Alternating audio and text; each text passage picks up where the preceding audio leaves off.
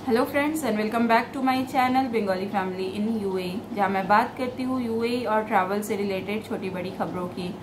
तो दोस्तों, आप लोगों में से ही बहुत लोग पूछ रहे हैं कि अभी ट्रैवल का क्या रूल है। मंकी पॉक्स का काफी ज्यादा यहाँ पे 3 केसेस टोटल आ चुके हैं, तो उसके बाद क्या ट्रैवल रूल्स कुछ चेंज हुए हैं। इंडिया से यूएई आना है या यूएई से इंडिया जाना है, पूरे ट्रैवल रूल्स मैं आपको बहुत शॉर्ट में इसमें बता दूंगी ताकि आपको कोई भी दिक्कत ना आए ट्रैवल करने के लिए। तो सबसे पहले मैं बताती हूँ कि टिकट प्राइसेस जो हैं जुलाई और अगस्त में काफी ज्यादा हाई होने वाले हैं। ठीक है, तो अभी भी आप लोग बुक कर सकते हैं क्योंकि जुलाई अगस्त का बुकिंग जो है वो चालू हो गया है और बहुत ज्यादा हाई दिखा रहा है टिकट प्राइसेस। ये एक बैड अपडेट है ट्रैवल करने वालों के लिए। उसके बाद आते हैं ट्रैवल रूल्स को लेके। तो यूएई से इंडिया जब आप जा रहे हैं तो मस्ट है आपका वैक्सीनेशन सर्टिफिकेट। टिकट वीजा तो आपका है ही, वैक्सीनेशन सर्टिफिकेट आपका होना चाहिए और साथ में आपको एयर सुविधा का जो अप्रूवल होता है वो आपके साथ कंपलसरी होना चाहिए। हो सके तो प्रिंट आउट ही लेके जाइए, सॉफ्ट कॉपी ना ही रखे तो बेहतर होगा क्योंकि बार बार उसको शो करना पड़ता है। इंडिया उतरने के बाद दो से तीन बार वो मांग रहे हैं दिखाने के लिए, बार बार एयर सुविधा का फॉर्म हमको दिखाना पड़ता है। तो बस यूएई से इंडिया जा रहे हैं तो आपके पास टिकट होना चाहिए, पासपोर्ट होना चाहिए, एयर सुविधा का जो अप्रूवल है वो उसका प्रिंट आउट होना चाहिए, आपके पास वैक्सीनेशन सर्टिफिकेट होना चाहिए। अगर आप लोग वैक्सीनेटेड नहीं हैं, यानी कि 2 डोजेस से फुल्ली वैक्सीनेटेड नहीं है, तो आप लोगों को 72 आवर्स विदिन 72 आवर्स का एक आरटीपीसीआर टेस्ट रिपोर्ट लेके ट्रैवल करना होगा।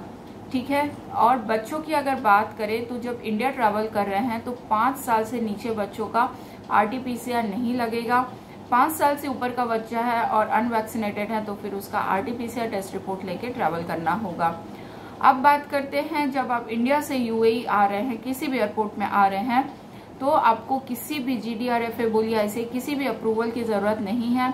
अगर आप शारजा या अबू धाबी लैंड कर रहे हैं तो आईसीए में अपना वैक्सीनेशन सर्टिफिकेट अपडेट कर सकते हैं, जिसको हम बोल रहे हैं ICA register arrival.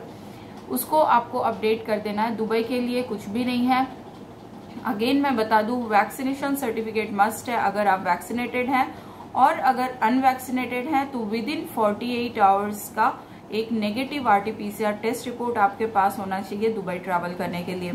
Visit visa में जो लोग आएंगे उनके पास रिटर्न टिकट होना चाहिए, होटल बुकिंग या स्टे डिटेल्स होने चाहिए। किसी फ्रेंड के पास अगर रुक रहे हैं तो उसकी एमिरेट्स आईडी की कॉपी आपके पास होना चाहिए, फोन नंबर आपके पास होना चाहिए, कुछ पैसे आपके पास होना चाहिए। ठीक है, अगर आप विजिट वीजा में आ रहे हैं। और जो लोग रेसिडेंट वीजा होल्डर हैं उनको कुछ भी अप्रूवल की जरूरत नहीं है, जीडीआरएफ अप्रूवल की जरूरत नहीं है।